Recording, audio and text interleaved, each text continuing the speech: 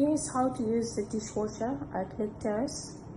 First, you have to turn on the switch, which is at behind the dishwasher.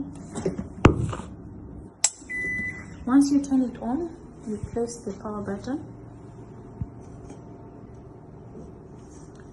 and then you can set it according to how you like, whether you want intensive washing, whether you want eco, light, or you want rapid. You can set it in the way you want, and once you have set it, you press play and the washing will begin.